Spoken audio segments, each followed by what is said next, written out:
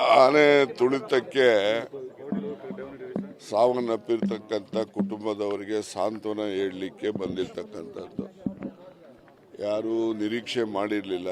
ಆದರೂ ಕೂಡ ಇತ್ತೀಚಿನ ಮನುಷ್ಯ ಮತ್ತು ಕಾಡು ಪ್ರಾಣಿಗಳ ಸಂಘರ್ಷದಲ್ಲಿ ವಿಶೇಷವಾಗಿ ಹೆಚ್ಚು ಸಾವುಗಳಾಗ್ತಾ ಇರತಕ್ಕಂಥದ್ದು ದುರ್ದೈವದ ಸಂಗತಿ ಅಂತೇಳಿ ಯಾರೆಲ್ಲ ಈ ಸಂಬಂಧದಲ್ಲಿ ಹಸುನೀಗಿದ್ದಾರೆ ಅವರ ಕುಟುಂಬಕ್ಕೆ ಶಾಂತಿ ದೊರಕಲಿ, ಅವರ ಕುಟುಂಬದ ಸದಸ್ಯರುಗಳಿಗೆ ಆ ಅಗಲಿಕೆಯನ್ನು ಭರಿಸ್ತಕ್ಕಂಥ ಶಕ್ತಿ ಭಗವಂತ ದಯಪಾಲಿಸಲಿ ಅಂತೇಳಿ ಎಲ್ಲ ಜನಪ್ರತಿನಿಧಿಗಳು ನಾನು ಸೇರಿದಂಗೆ ಹಾರೈಸ್ತೇವೆ.